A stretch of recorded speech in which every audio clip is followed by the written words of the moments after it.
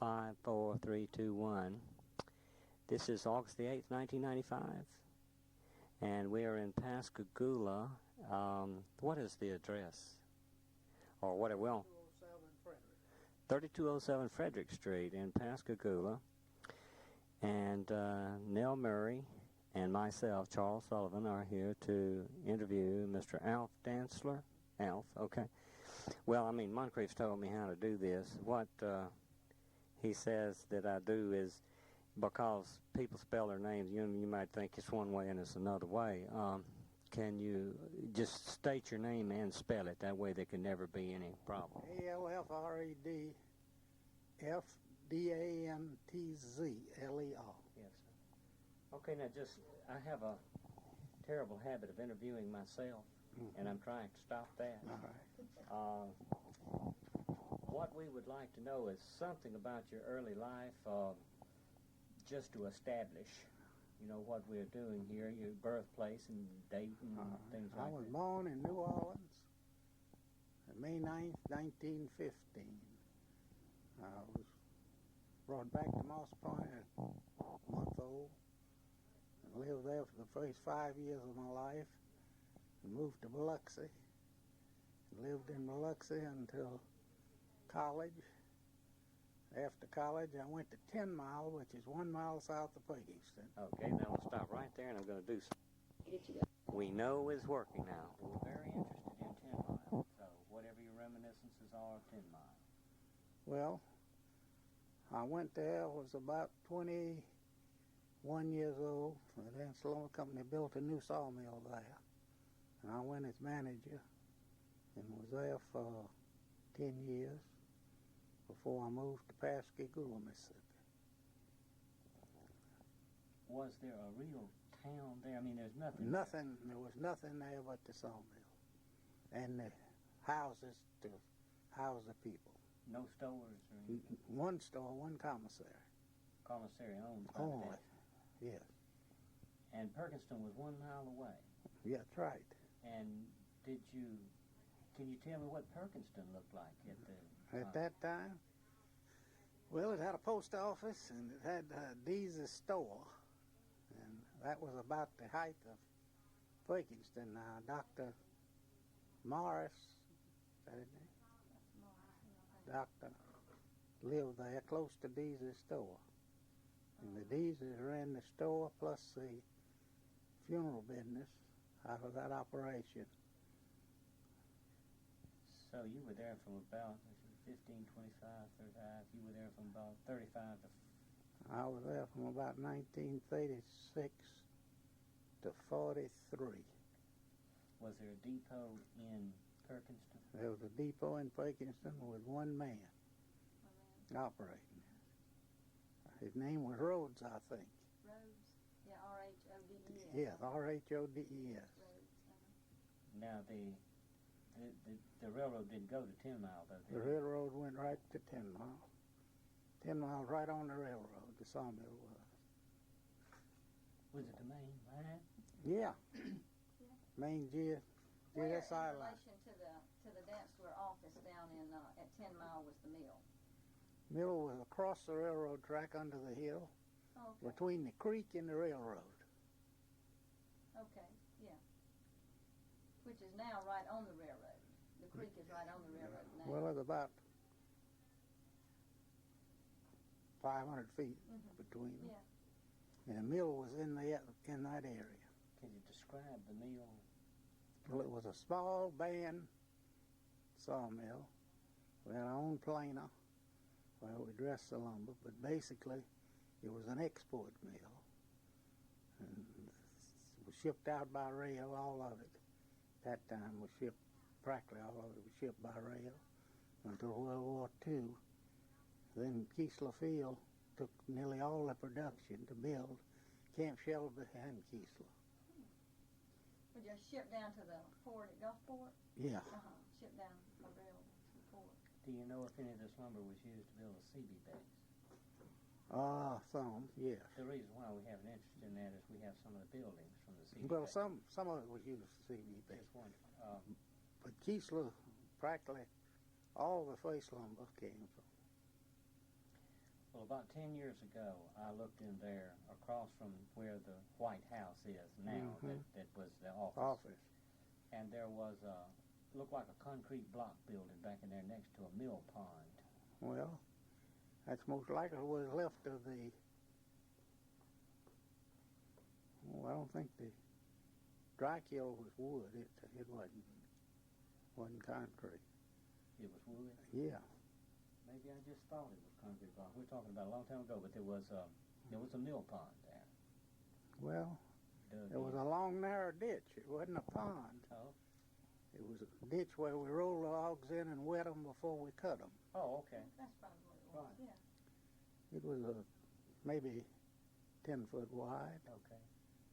and 300 feet long. It was so grown up I couldn't see very much. I just, walked down. Then there was, at the south end, there was a boarding house for the blacks. The south end of the mill? The south end of the property. Okay. On the across 49, which was a gravel road then, there was a place for the whites. Then I built a house kind of up on the hill across from the mill. Where I lived. South of the mill? No, just about opposite the mill. Oh, okay, yeah. Up on the hill. All right. You Just don't know across 49. Oh, okay. Let's see, he's not Old 49. Old 40, we talking about old 49 now. Yeah, It's right. still only a gravel road. And, Yeah. Well, it's all it ever was. and the bridge is Sure out is. on both sides Both of the mill sides, now. yeah. And so it's still a gravel road Yeah. up and down. That's right, I forgot. I was trying to get it Now over you on had the Howard. road. Yeah, I knew you you had were. the road that come off of New 49, where the office was halfway down. It Right. went out in the country, and the Davises lived where the Falk was. Where one then went to Perkinston. They joined and went out in the country. The house that Benny Warren lived in for a while, Charlie, up there at the top of the hill where the roads go that way. Mm-hmm. That's the Davis. You know what threw me about the railroad going through 10 Mile Field? Leaves Ferguson, goes back in there, makes a curve, and comes back Makes through a 10 curve. Mile, and that threw me for just a minute. Yeah. It certainly does. Well, see, the thing, too, with me, and this is another reason why I wanted Nell with me. She knows more about this than I do. I want to prompt you, but I'm afraid I don't know enough to do it. You got any questions that more specific? What I want to know is how did the college and what connection do you know the dance? I'm not. What day? When was the school? 1911, and I have 11. a document here that says that The Dance Lumber Company, or Yeah, maybe the 168. 10 Mile Lumber Company, which was Dantzler right on. no, it says AlfDantzler Lumber Company. Company, It all was right. on the original bid Well, for the school. They gave them the land, 160 acres out of it, Yeah. and part of the money. and part of the money. And they were the biggest donors of land Land to the college, to the school. and the biggest block there. And I guess the biggest payer for a number of years, because Probably they owned so. all the land around it. How many acres did that block have in it? I'm on not that? sure. You don't know No. in terms of the acreage. I know No. when I was a kid growing up, all the land around Yeah. belonged to Dantzler Lumber Company. Now it's all IP land. But Mr. P.N. Howell, Posey Howell, was the chief forester for the Dance Lumber Company, and he's the one that got them to give the land and support the college. And I think they supported it. There was agricultural high school right, began very well until the Depression.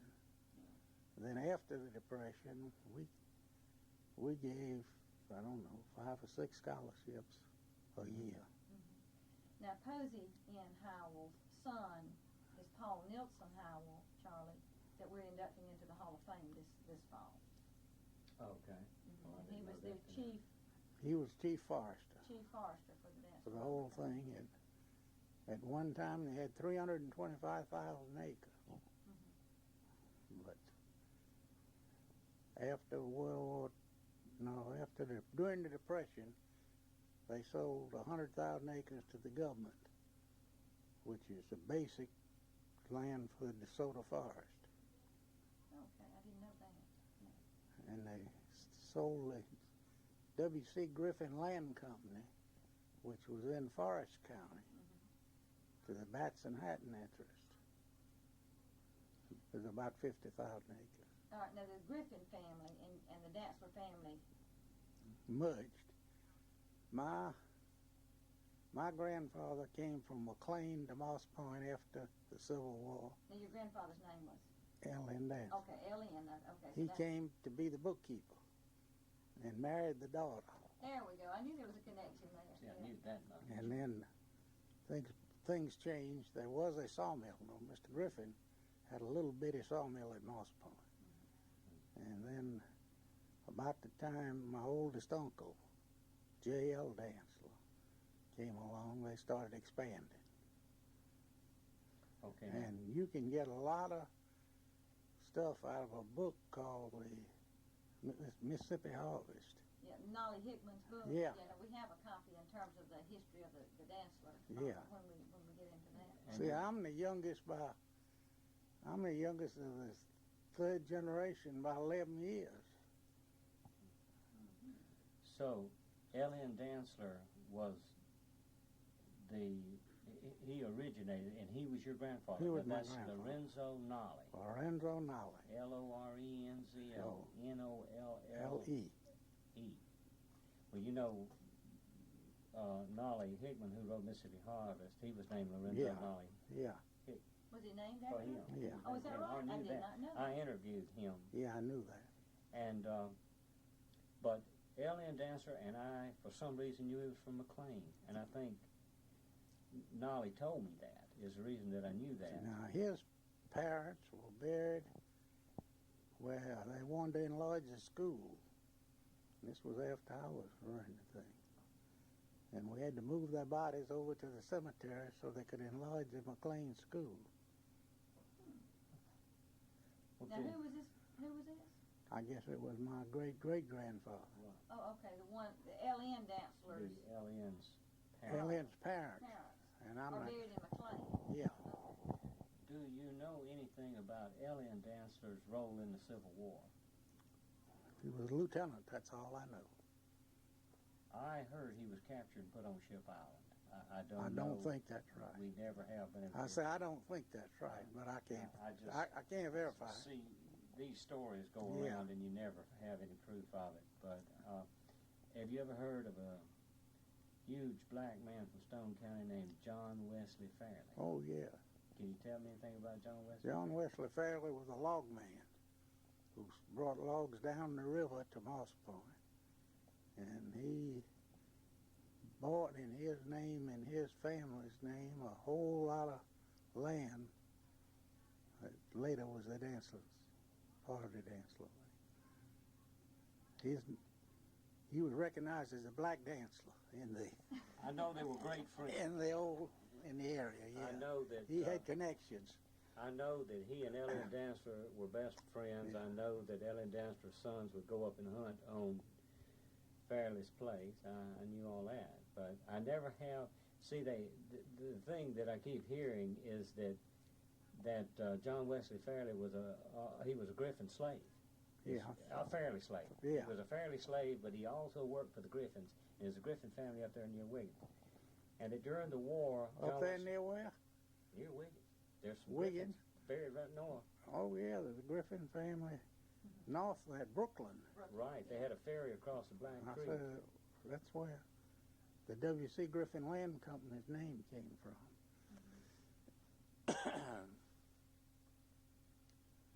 So between the Griffins and the Dantzlers, they just about owned all of that section up through Yeah. there, didn't they? In terms But of the that land Griffin family at Wiggins is connected to the one at Moss Point? Yes. See, I didn't know that.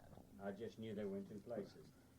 But if Lorenzo Nolly Dantzler came from McLean, it would make sense that they would have been up there too, because Moss Point became the outlet for the law. Well, Moss Point was outlet. Everybody came to Moss Point. Right. It came from nearly to Lumberton, Poplar, Red and Black Creek,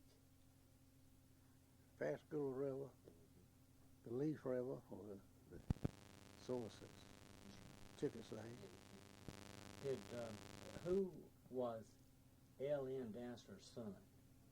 This would be your father, right? Well, he had 4 sons. Okay.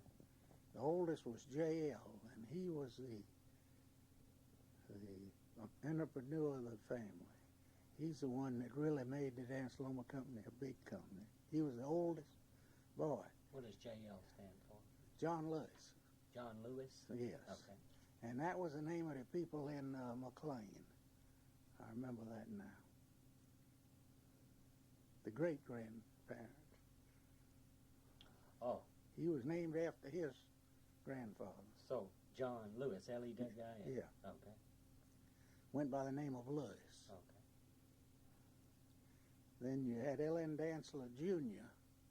was the next son. My daddy, AlfDantzler. And Then then Alfred. Alfred Frederick. Okay, Alfred Frederick. Then you had Gabriel Bruner. Bruner? Yeah. B-R-U-N-E-R? B-R-U-N-N-E-R. 2 N's. Yeah. I've seen that. Gabriel. Gabriel. Yeah, now he was a bachelor. Then you had 3 girls. You had May. You had Emma. And you had Annie. She was the youngest to the whole group. Okay, so then your father was which one? Alfred. All right. Okay, now I've got it all straight. I'm doing a lot of work on censuses now, and that's why I need to know their full name.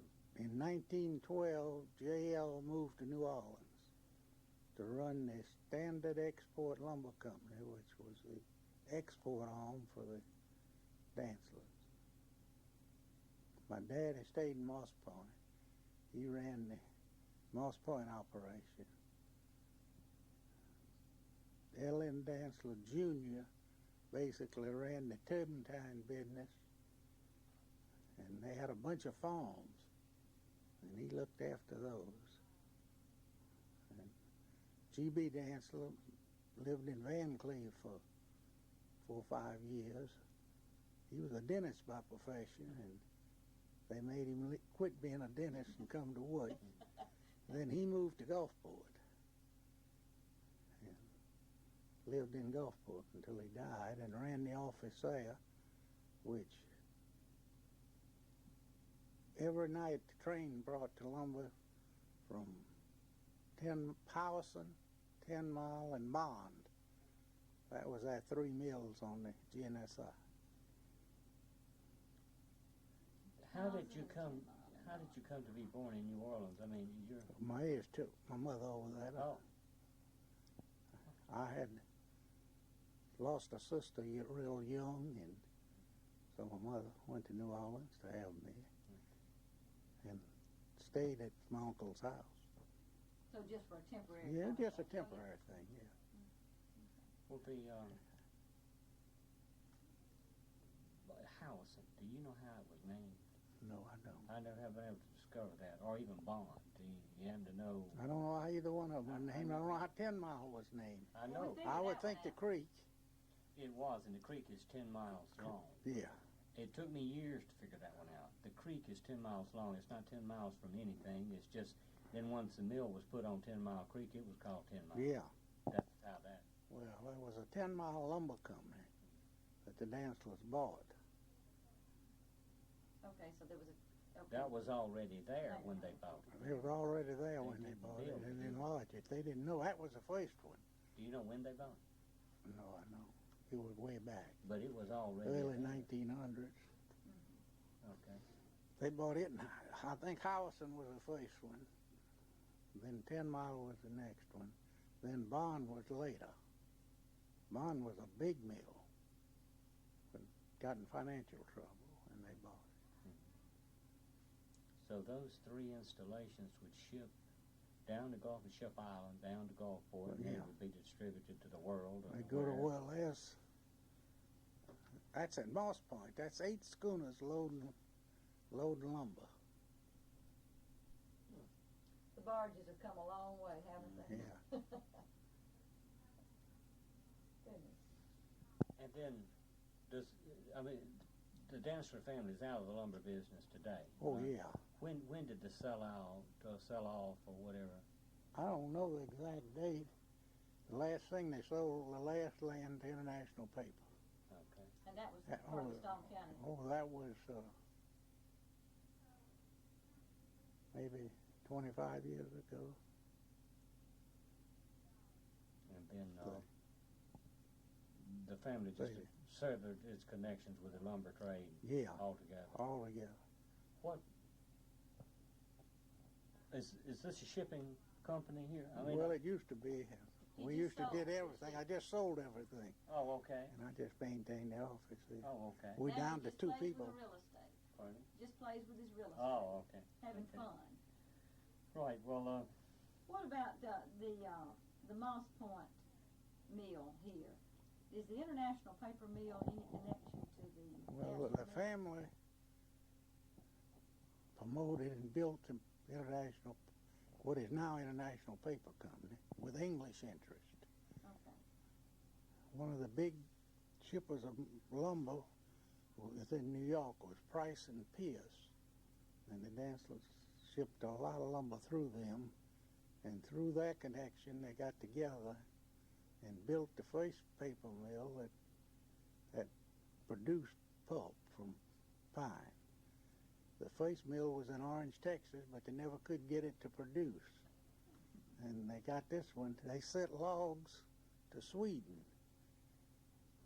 They cut big wide slabs and sent them to Cleveland on a ship to Sweden, and the Swedes made paper out of it. But we couldn't do it over here, huh? They learned. That's how they learned. they shipped them to Cleveland, Ohio. No, to Sweden. Oh, okay. Oh, I'm sorry. So then the mill, the one that... Mill was built here in 1912. Okay, so that was the same time. Did Dantzler have anything to do with that? I think I They missed owned the pulp. at least half of it, maybe okay. more. So then y'all sold that, or the... The International Paper in about 1928. Okay, so y'all were the forerunners of the International Paper Yeah. Point Mill here. Yeah. Okay, I thought that was right. I just didn't make that connection. She earlier. asked me that on the way, and I didn't know for sure. But you mean they're sending wood across to Sweden to be made into paper? Well, to be made to see if you could make it. Nobody had ever made pulp out of pine. Oh, it was just like a test thing. It was a test. It Oh, was strictly I a see. test. I understand. See if they could. Well, I was just thinking they got plenty of pine in Sweden. I was wondering why they shipped it over there. I see now. But they couldn't make it produced in Texas. No, in Orange. Orange, Texas. It just didn't work out there. So, have all your operation with the Dantzler Lumber Company been in the state of Mississippi, or have y'all been in the adjoining states? I don't think the Ellen Dance Lumber Company operated anywhere but But Mississippi. in Mississippi. That's what I thought. It was the first $1 million corporation in Mississippi. Is that right? That's nice to know. Yeah. Do you know anything about was there any connection between the Dantzler Lumber Company and Finkbine? None. But they just operated at the same time? At in the same time, same yes. area? Finkbines came from Highway. Okay. But you know, they didn't leave any family members they, here, did they? No, they were basically domestic. They shipped most of their lumber back up to the Midwest. Do you know anything about a scheme of Finkbine to bring redwood logs in here from California? Yep. Can you tell me something about that? Well, I know a man named Mr. Giles had the idea and the Finkbine's money, and he lost it. That's about as much as I know about it. They had a big mill at Delo, That's right. and that's where they were going to cut those logs. Did they ever actually bring any over? I think they brought some. I think they brought a couple of shiploads. It just didn't work out. It just The didn't work. economics- No, the economics wasn't there. I didn't know until recently that they had that Delo plant, but I found a picture on It was a wall, big mill. and it was a big mill. That's Wiggins was a big mill. sure it was. Now, Delo, where is Delo? It's up near south. Mendenhall, Oh, okay, okay. right in that area. Apostrophe L-O. Okay, Delo. okay, yeah, I know what you're talking about now. I was trying to get it down. There used No. to be a mill down over in the Kill area. That was Edward Hines. Edward Hines. Now, the Dantzlers had an interest in that Okay. All right. So, and marketed the lumber.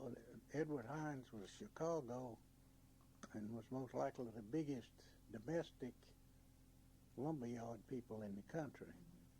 And And they decided they wanted to get in the export business and came down there and built a mill and didn't know how to Didn't know how to operate. Okay. So you were in to 10 Mile for 7 or 8 years, Yeah. something like that, and actually had your home Yeah, there. I lived there. Oh, okay. So, Married and lived there 1 year after I married. okay. Your wife was from down here? No, Moorhead, Mississippi. Moorhead. Well, I've got Mississippi Delta Community College, Bobby Garvin. Right. It's where the Southern crosses the Yellow Dog. Yeah. Okay. Yeah, famous blues song or something Yeah. about that. How about that? Yeah, right. What was the family name? Hughes, Hughes. H-U-G-H-E-S. Does she still have people up there? No, they're all dead, gone. Okay. All right.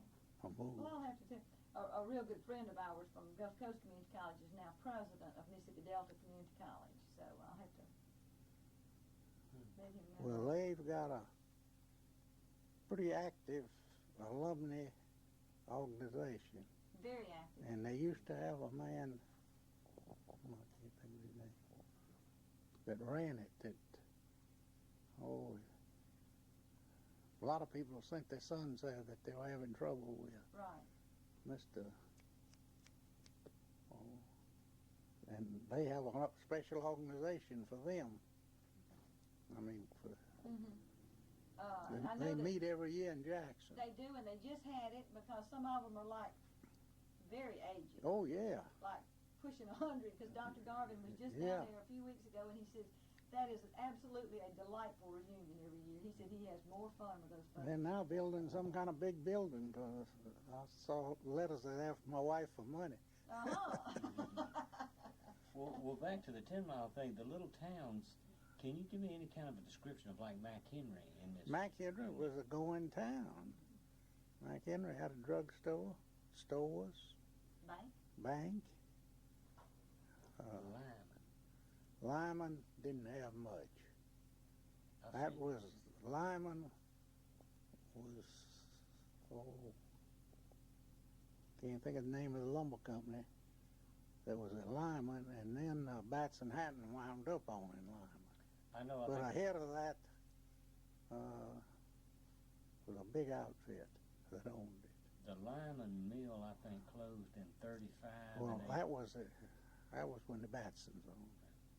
But I've seen one picture of downtown Lyman. It's a big 2-story building down there. Well, there was a few buildings. You went through there and made a curve in the old 49. 49 was Yeah. very curving road. Yes. Socia had churches and stores. I don't know what time Mr. Yeager had a store there in Socia. That may have been later on. That was way late. Oh, okay. That was after I was there. Oh, okay. The O'Neills were the people there. And there was a sawmill right below that, a place called Hovey. Hovey. I never heard of that. I haven't heard And of that's Hovey. about a mile south of What about a place a mile south of Socia? Yeah. What about a place called Rawhide? Have you ever heard of that? Don't know that. Perry? These were names on the early maps. I just wondered if they were still around. Perry. I think that's where they... Unless that's Perryville. No, it's the camp. It was the campground, Holiness Campground, just north of McHenry, but they did have a settlement there. Rawhide was supposed to be a black settlement. Yeah. Wortham? Witham was right south of Socia. On the railroad? On the railroad. And there wasn't much there. I can't find any evidence of Wortham anymore. Well, Witham was there. Did it have And when I stores? came along, there wasn't anything there either. Yeah. It was just Witham. There had once been There stores. had been once a sawmill there that had a store. McHenry was the biggest town between Wiggins. Was there a settlement at Nugent? Very little town. small settlement. Landon? Landon, that was the same thing. Just little stops along They were the railroad. they were pretty close to Gulfport. So. Right. Yeah, now they're swallowed up. Oh, yeah. But I'm just very interested in all the little towns along the tracks there, trying to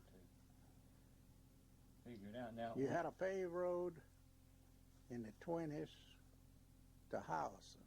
Okay. A narrow paved road. From That was 49. No. No. Oh, Gulfport. Gulfport up. I up, and then you didn't get any more pavement till you were close to Hattiesburg. And you got pavement through Hattiesburg, and you didn't get any more till you got in sight of Jackson. That's in the 20s. That was in the 20s and 30s, early 30s. When, by the time you left there in the 40s, you left there around 45 or 43. 43, how was the pavement then? They had just built the paved road. They were building 49 when I left. The new 49. The new 49. Yeah, and the bridge, the Red Creek Bridge was being built. In 43. Yeah. Okay. I didn't realize how long it took for the bridge on old 49 to go out. I interviewed somebody the other day. It stayed there a long time. It didn't go out till the early 60s. Yeah, it was around. And then it went down. Down You mean the old Trestle Bridge? No, I'm talking about, you know where Woodley Lot lives? Yeah, that's You the know. old Yeah. metal bridge that had the metal thing over it. Yeah. I knew what it looked like. That's it. Yeah, I mean, if that's what you're saying. And I say that's it. I've never I remember it. never seen it or a picture of it. I just know there's nothing there now except some concrete and all. But I'm very interested in the railroad and in the roads and things of that nature. That's Somebody gave me this in the last day or two. yes, postcards. Yeah, it's postcards. There's a 1906 hurricane that put the lumber business in bad fix. That's a picture. 19 what now? 1906. storm backfired across the Mississippi Panhandle. They got the north wind. It got it all. And it laid it down. I mean, it had rained several days before it came, and it laid down millions of trees. This picture is the same as that one. There used to be a streetcar that ran from the Dantzler office in Moss Point to the beach. On Griffin Street? Yeah. Okay. When my grandfather died, he died at Saranac, New York. And they had a Pullman, and they brought him to Pascagoula. And my bachelor uncle, the youngest one, said they could get him to Moss Point on that Pullman, on that trolley line. And he made it till the last turn, and it jumped the track. And that's right where all the houses were. The house I was raised in was there, and the other two big houses, they're still there. You ought to take him up that way. I'll have to do that. Now, is that up? I know where the Griffin Cemetery is. You do? Oh, I know Well, where this is... I've been up there many times Have to you? read that. Well, That's why I knew the Dantzlers and the Griffins were intermarried. yeah. Well, Now, where is this? instead of turning off to go to the cemetery, you go straight down. And my son lives at the end of it in the old Dantzler office. Oh, okay. And this trolley car track, Went those down trees there. that it went under are still up Still there. 'Cause there. I've seen these pictures Yeah. before. And the wonderful oak, The trees of moss straight yeah. oaks are still up there. So when it jumped the tracks, They did it lose the casket and the whole nine no, yards? it just jumped the track. and They had to get it back on, Okay. send it back. Goodness gracious. And I've heard them talk about it. It was in about 1906, I think.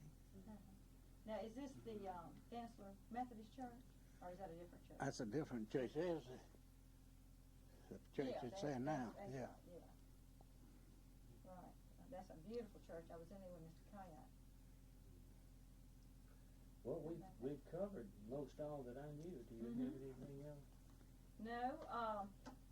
Any recollection of the campus when you were there? The Perk campus when you were up there, and what it was all about? Were you on the campus any? Oh, very little. Very little. Can't think of the man ran it first. He became Chancellor Clerk in Darby, Mr. Darby. Darby was there, and then A.L. May, who was superintendent of school in Biloxi when I went there, came, and my wife's eating lunch today with Skeeter Weeks. Mr. Weeks was the football coach, and they lived in the Dean of Men. Weeks Hall is named. Yeah, Weeks Hall's named for it. He lives down here. Well, he's dead, been dead many years. But But his granddaughter, His Skeeter. son, Skeeter's still living. His son, he lives here, works for Ingalls. Now he and the Howell, Mr. Howell, are related. They're related, yeah. His mother was Calmer. Calmer. Was Bill Calmer's sister. Sister, that's right. But there must have been Mrs. Weeks. Must have been a She was a Calmer. Calmer. Okay, that's right. And the Colemans lived in McHenry, or at least some of They them. were the McHenry. They were really Moss Point, Really most. and they moved them. They moved up there and worked in the mill business. They were with Dantzler Lumber Yeah. Company. As I was making some connection, that Mr. Dantzler had given me some names before, I kept making this circle, and everything came back to Dantzler Lumber Company. We'd go out again, and they'd all come back. So they somehow were connected. So many families were connected with the Dantzler Lumber Company. Well, as they bought these mills up there, they sent people from here up to be with them. So then you came back down here and I came here in 43. 1943. Okay. To the mill here? No, I came here as Standard Oil of Kentucky agent.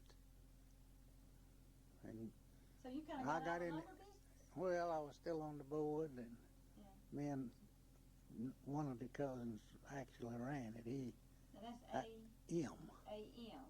Now he was the one I think I knew at the store. Oh, He came in every morning at 7:15. that's right.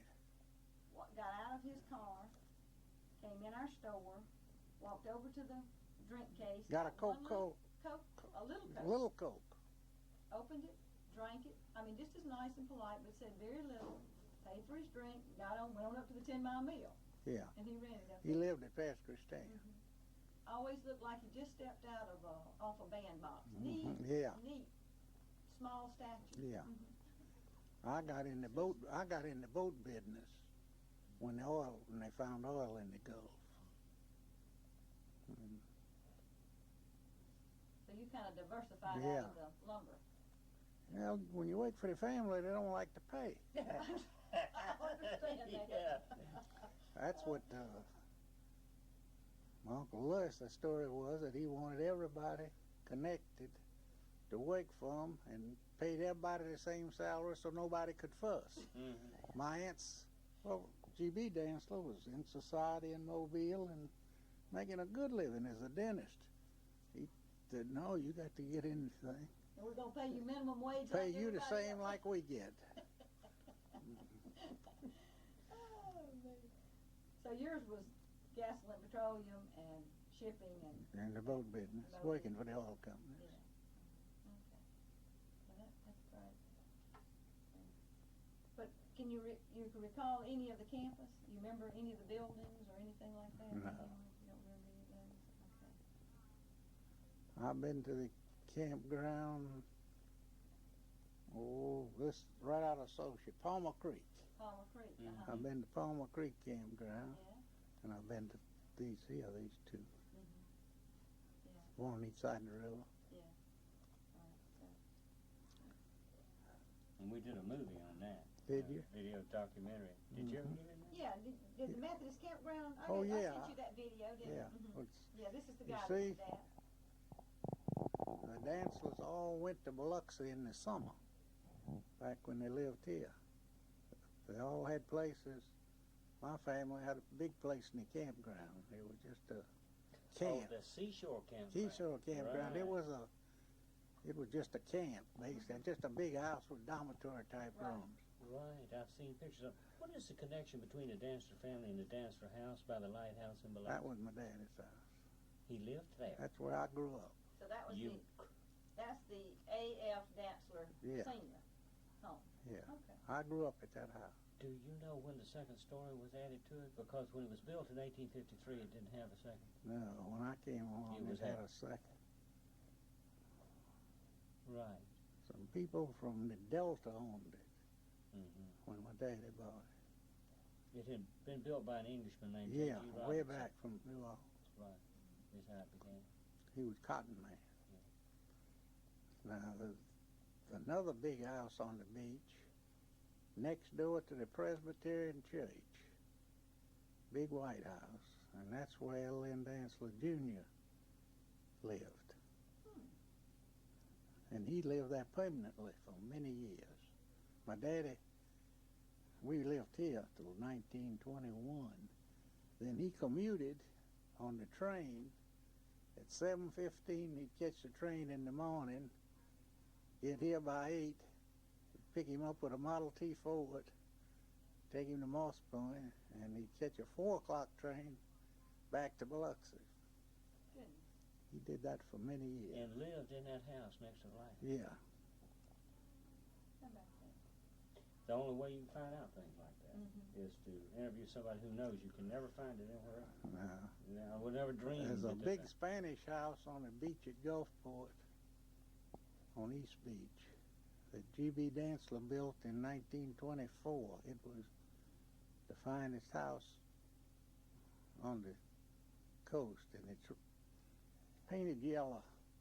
Some people bought it and restored it and invited us there, and we went there to It's on East Beach, and it's Spanish architecture. Yeah, Spanish architecture. It's got a big roof garden on top of it. Used to have 2 cats on the roof.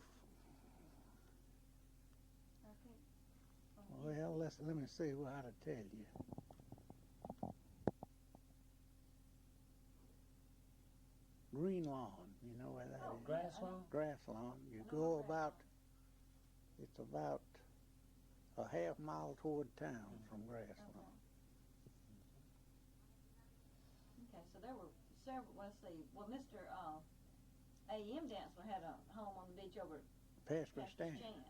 So there were several Dantzler homes Yeah. along the beach. Well, But I didn't realize. G.B. Dantzler left him that house in his will. Oh, is that right? Mhm. Okay. Now, A.M. was the son of which one? Of J.L., the oldest brother. Okay, the one that was sort of the one that. He was the wanted head everybody man. to He work was the for him. head man. They wanted I everybody say to work at he was Milton he was the head man. He had a lot of vision. The book says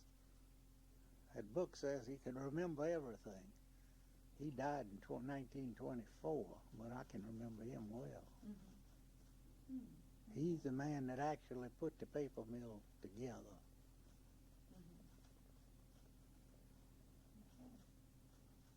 He was telling me the other day that this guy that we're going to induct into the Hall of Fame was the Mr. Murphy Cooper's daughter, and he were childhood sweethearts. I said, how in the world can you remember that? He said, I can remember those things. I can't remember the important stuff. Well, that is the important stuff. That is the important stuff. For Charlie, that's the important stuff. That's right.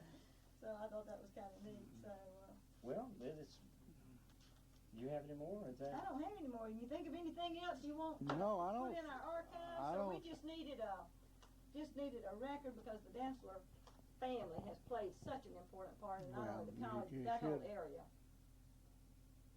Mr. P. N. Howell had more to do with what the Dantzlers did for Perkins than anybody else. He's the man that said, we need to do this. That's good. I hope we can. P.N. Howell. P.N. Howell. Is this Posey? Yeah, Posey? Posey Howell. yeah. Okay. I hope we can get that and talk with Mr. Howell, Paul Nielsen, which was Posey N. Howell Jr. Junior, and he changed his name to Paul. So he's going to be down, and I understand Mrs. Weeks that lives over in Mobile maybe is also coming in for homecoming. That is an aunt or a cousin of Paul Howell. You see, his mother was a Calmer. Yeah. So he was going to invite several of his family. Yeah, well, they lived here, and I don't know.